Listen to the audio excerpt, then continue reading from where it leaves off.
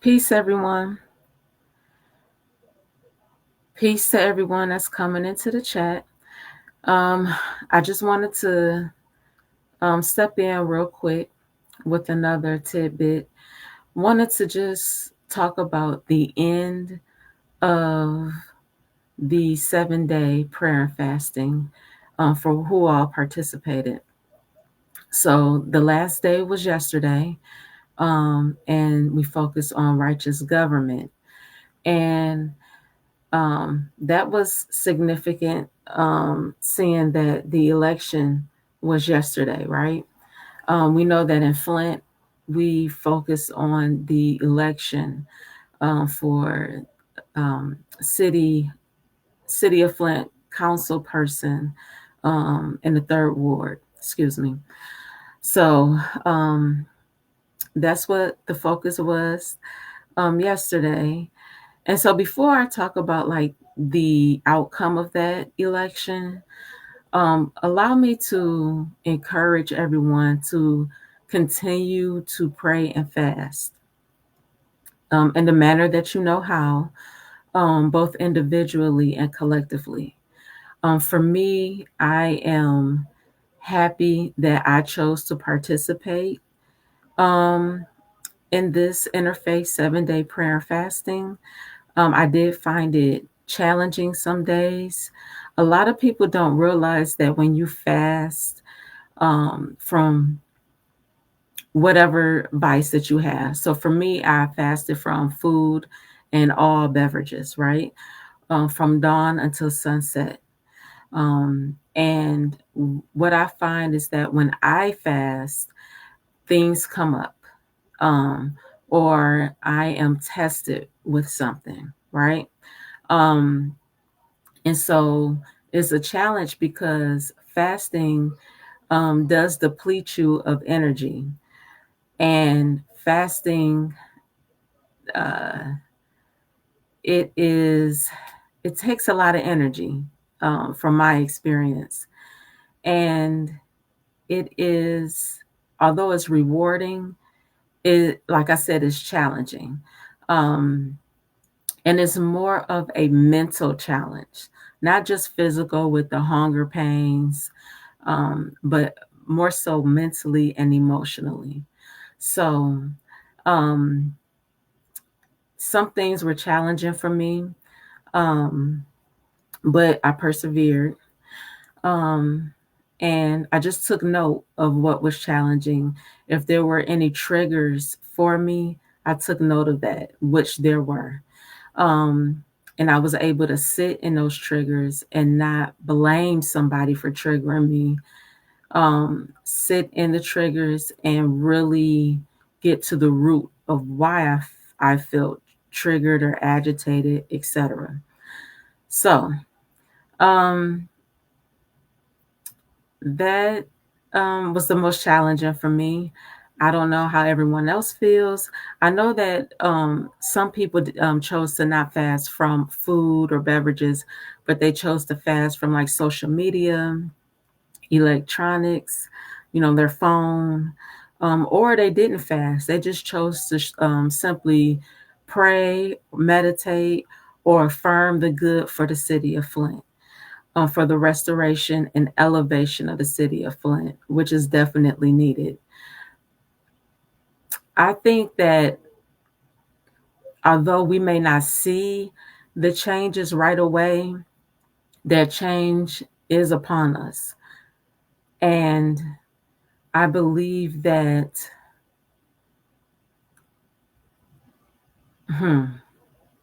it may be sooner than later. Um, from these last few days of the fast, I have noticed that exposure has been um, here. It has been a lot of people have been exposed that I didn't expect to be exposed. Um, I have encountered, or I have seen, um, excuse me for saying a lot. I'm just gathering my thoughts. However, I have seen more people show who they really are. I have seen a lot of bitterness. I would say more Jezebels, more Jen behavior. And I'm like, wow, I'm not disappointed, maybe surprised, right? However, grateful because you don't want to be blind about other people. You want to know who is around you. So that has been my experience with this fast. And exposure is good. So it makes you see clearly what you didn't see before. And maybe the signs were there. However, your love for that person or people um, made you overlook what was right in front of your face. It's easy to be in denial about people that you love. It's easy to overlook red flags. And it's easy to give excuses. Some of us are in the habit of excusing disrespectful behavior because maybe we think that if I don't have this person in my life, what would I do? How will I move forward? Who is going to be my support system now? When really, the whole time, they were never in your life to support you. They never cheered you on. They never congratulated you. Maybe they just used you. Maybe they like hearing all of your problems and all of your woes that you thought were confidential, and you went to them as a means of support. However, they weren't really supportive, you see. So, all of that, and it can be a heartbreaking experience. However, I still say thank you for the exposure. Um, and that's a part of life. I would rather want to know who is truly my friend. And in friendship, when you are serious about a friendship for me, especially at my big age, is not someone my friend telling me or me telling my friend that everything that they are doing is correct and is in alignment with um like God. Okay, I'm gonna just say that it is not everything that you are doing is morally correct. Your friends should You should have friends that love you so much that they will correct you and that they will remind you of the best way to go. They should remind you of the good, right? Of uh, of behaviors that are beneficial. There should be a reminder for me. I'm gonna say for me, my friends, I require them to remind me of God. I require my friends to check me. I require my friends to challenge me, to challenge my perspectives, to challenge my behaviors. Tell me when I'm incorrect. I need that to grow. I Listen, one thing that I cannot stand is being stagnant, being at the same level. I like growth. I like elevation. I like change, positive change. And sometimes the change is not a beautiful experience, it's not a peaceful experience. Um, it's like being in labor. I know I've said that before recently. When you change and evolve, you go through emotional hardships, there is pain there. So that's what I require um, from my friends. If you see me acting in a deviant manner, please tell me. Please get me together. That's what I require. Accountability. Friends that keep me accountable. So that's excuse me. That's what I see. Um and it's not only friends but also family members, right? And sometimes, if not all the time, your family.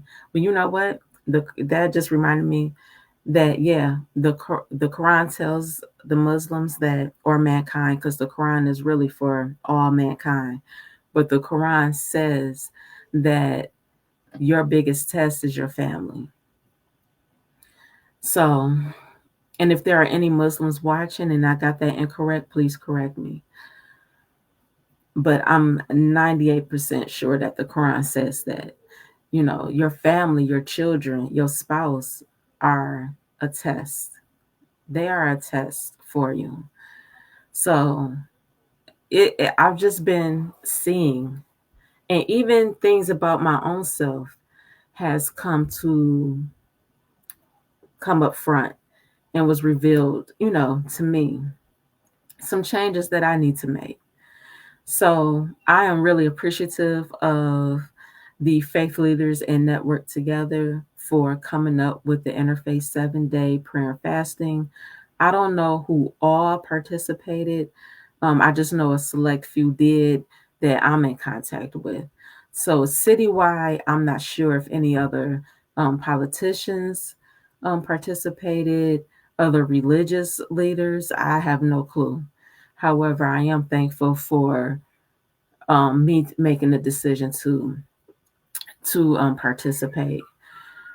So, um, one of the main lessons before I move on to the next subject, one of the main lessons of the prayer and fast that I received is that it is time to divorce people and habits that are not benefiting me. That is, and it ties into when, the exposure happens of people that you love, right? It's time is so precious.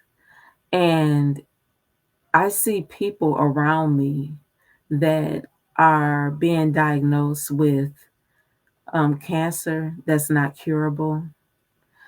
I'm seeing people that are passing away unexpectedly.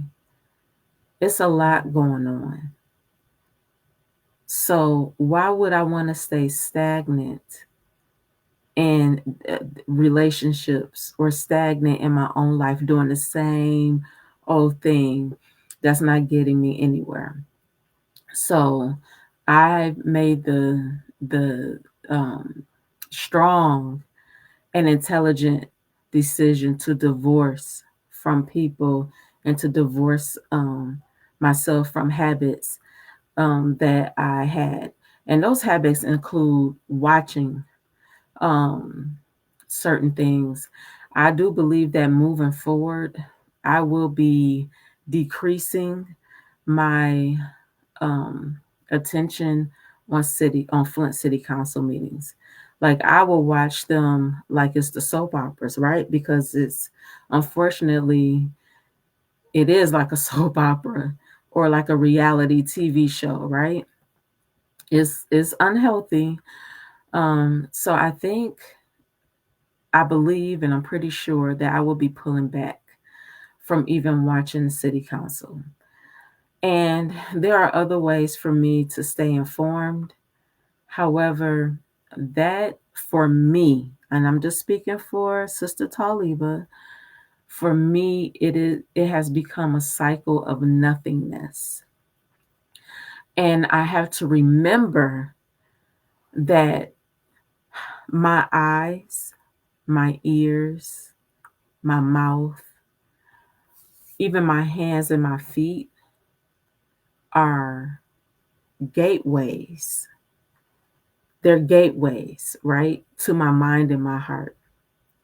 I hope that makes sense. Um, so I have to watch what I'm watching and I have to watch what I'm listening to.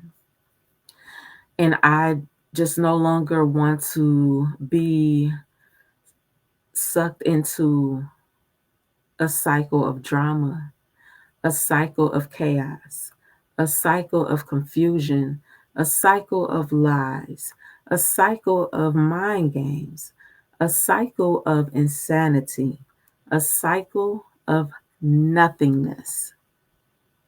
If I am serious about what I want to see, the positive changes that I want to see in the city of Flint, then I have to change within myself.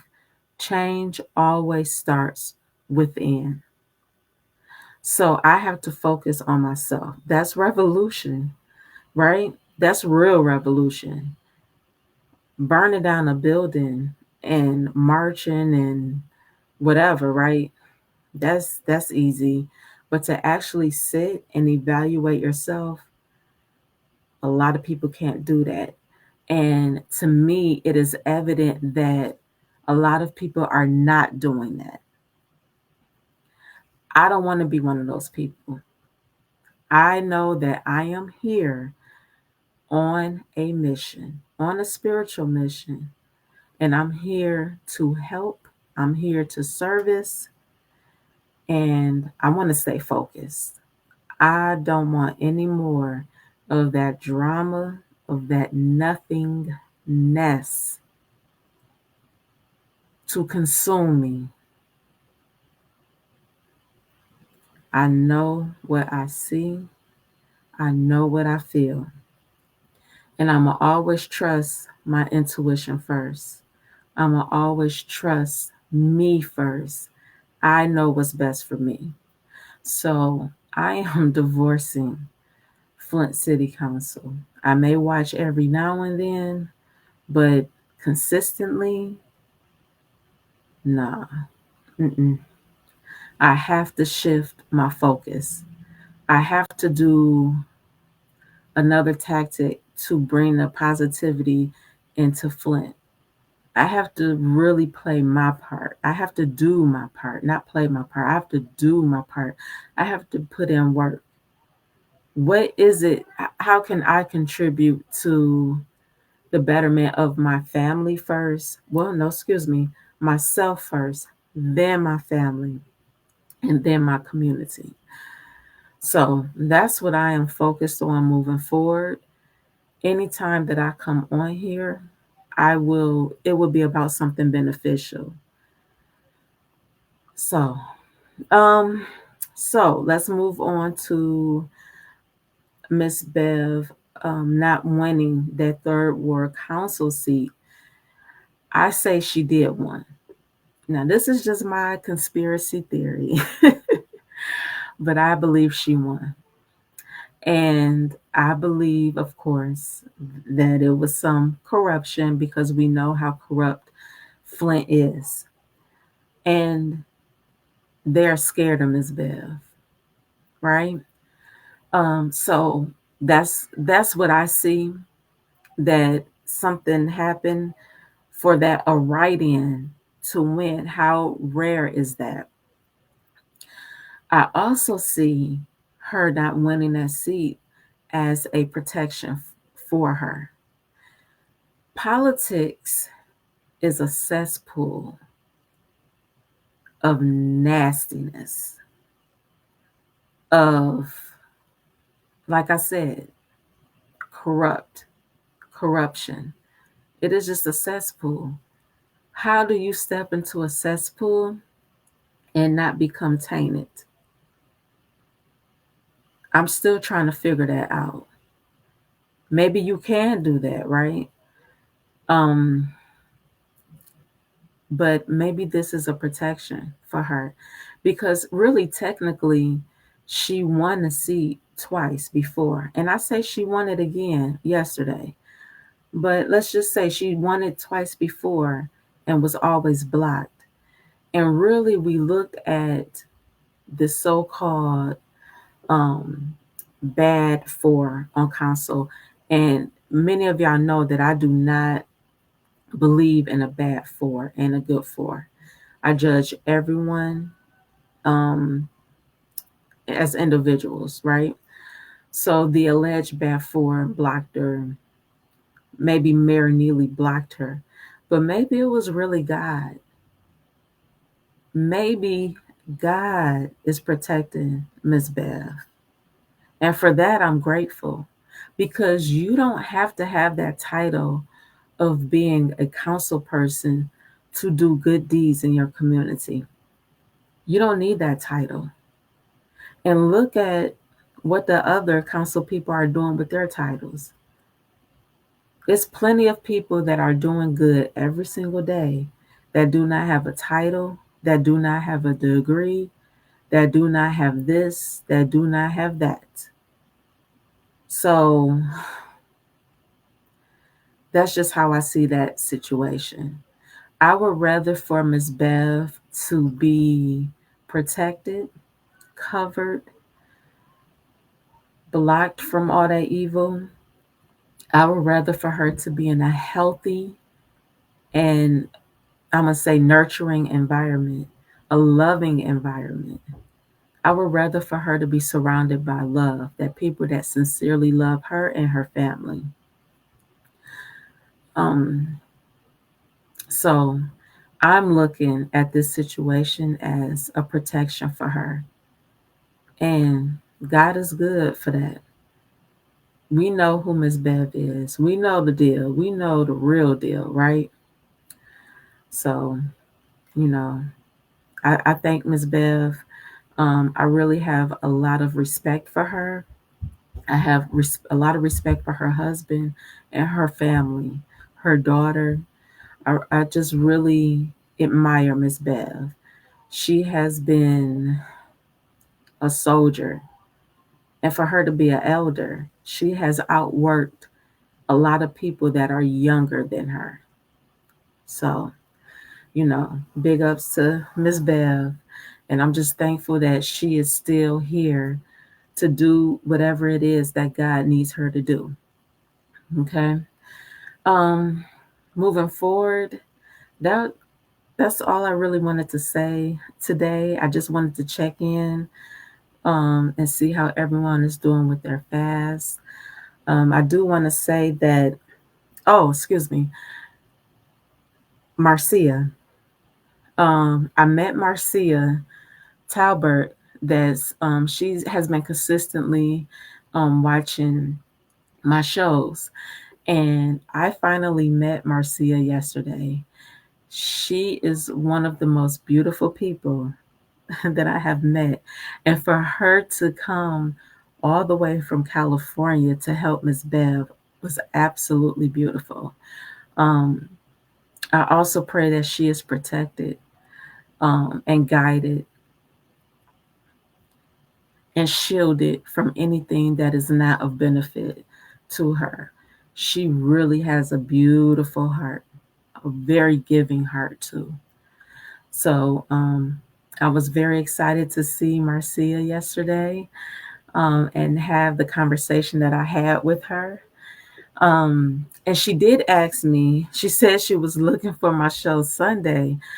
So, and forgive me for not announcing this. I guess I'm just in transition mode, right? So, my shows will start back, inshallah, God willing, in the month of September on Sundays. I think I'm going to keep it on Sundays. Um, right now, I'm just doing Talibah's Tidbits. So, just coming on for like 30 minutes to 45 minutes, right? Whenever I feel inspired. I may do some pre recordings. I know that was an original idea for me. Um, like in between the seasons that I do on my show, I wanted to do pre-recordings to give you more information about myself, right? So I may do that this month. We'll see. I can't promise anything because my household is in transition as well. So we're gonna see what I can do. For now, I can definitely guarantee you that you will receive um, Talibah's tidbits a few times a week. And I like doing the tidbits because it's spontaneous and it's on different subject matters. So it's whatever spirit inspires me to say, right? Or it's whatever experiences that I experience out here that I think will be beneficial to share with you all. So I'm also um, I'm also gearing up and easing my way into being a life coach. Many of you know that I am a social worker and I love my job. I love my career. And the conversations that I have with clients has led me to consider easing into the role of a life coach. So that will be happening soon, inshallah.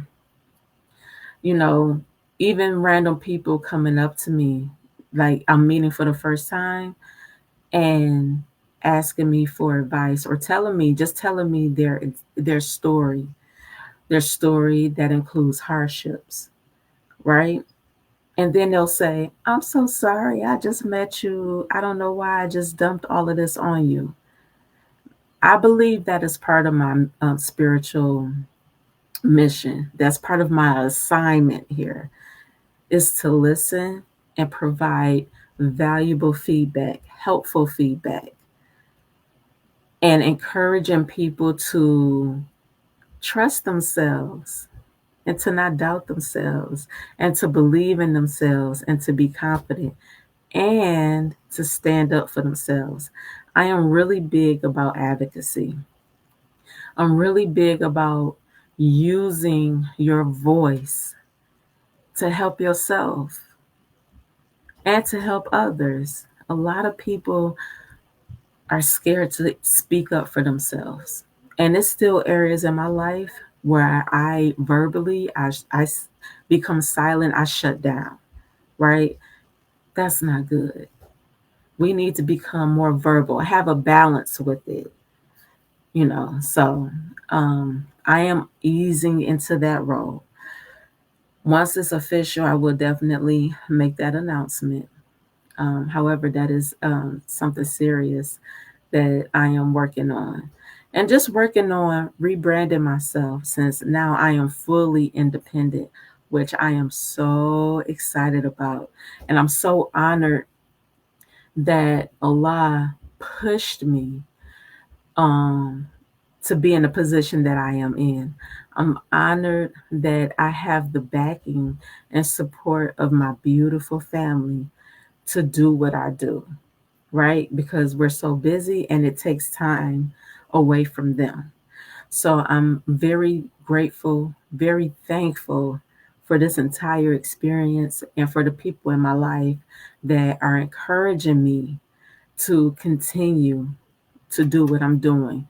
And this includes, let me say this, I'm not going to shout out any names in the community. However, people that I run into are telling me, Sister Taliba, keep going, keep moving, keep doing what you do. And for that, I am very thankful and very grateful. I really am. I'm excited because honestly, I never I never thought that I would be here. I never thought that I would be doing this. And I'm gonna tell this one quick story, and I think it prepared me to do this now. Um, when I started grad school during COVID, I got really obsessed with buying paparazzi jewelry. You know that $5 jewelry. I think they might be going up in that price, but anyways, I got really obsessed with being on my phone and just buying this $5 jewelry, right? So something started telling me, girl, you can do that. You can do that. And I'm like, I can. I've always been shy. I'm not really like a selfie type of person. I'm not one that goes live. I didn't used to be like that. Go live for everything and talking to my device. I never was like that. But I became brave and I joined paparazzi. I could not continue paparazzi because not only I started grad school, but I was working full time from home, right? I was doing everything from home during COVID, but working full time, trying to find a time to go live to sell this jewelry, and of course my family. So I eventually, once school became more hectic, um, I had to stop selling it. Um, but I was just amazed that I even followed through with that burst of energy, that inspiration to do it. So now when this was presented to me and I was encouraged unexpectedly, and I'm gonna tell y'all who encouraged me, it was Brandon. Uh, and I just jumped on board because I'm like, okay. And I do believe this is part of my mission. So when I tell you I am surrounded by good people, I am surrounded by beautiful souls that tell me when I'm doing good and tell me when I need to pump my brakes, sis, when I need to apologize, when I need to make corrections. I am very blessed to have positive people around me. So for that, I am grateful. So that was it. I just wanted to check in with everybody. Let me see if there's anyone in the chat. Let's see. Okay, there are some people in the chat. So, peace, Brandon. Wa alaikum assalam, Sister Naima. How are you? I hope you and your family are doing so well. Peace to my beautiful sis Jasmine. I love you so much. Thank you for your words from earlier today. You are dynamic. I love you. Peace to my sis Robin. Okay, y'all confirming me. I don't know what part because I'm just now seeing the comments. Yes, Robin, thank you for understanding me. Yes, Sister Naima, this mindset you're speaking of is a global phenomenon. Lies, deception, and lack of accountability is paramount. Yes, ma'am. Thank you for coming on, Sister Naima. Um, so, again, before I end, I just want to encourage everyone that is watching this live, that will watch the replay, to continue doing consistent prayer and fasting. Today, even though, the 7 days ended yesterday, I still chose to fast today. I chose to fast, and I noticed today that feel, I feel so good. I'm a little drained, right? But I feel my spirit and my heart feel so good. And I'm more focused on my prayers, more focused on reading Quran. And I'm also reading um, the book of Psalms in the Old Testament. It's a specific psalm that I really like. So I'm really being inspired and I'm focused on my prayers, what I want to manifest. And so I feel good today. I might take a nap after this live, or I might just pray some more. So, alhamdulillah, I thank Allah for everything. I really do. Yes, ma'am. Sister Naima, I can't wait to see you again. I love your spirit. Every time you're around, you have a beautiful spirit about you. You have nur and you have a tremendous amount of knowledge and wisdom. So I'm very grateful to know you. All right, y'all. I love you all. I thank you all for joining the live. I thank everyone who will watch the replay. I love you all and I will see you soon. If anyone would like to pray and fast with me, please DM me or contact me. I'll put my phone number in the comments. All right, I love you. Peace. Assalamu alaikum.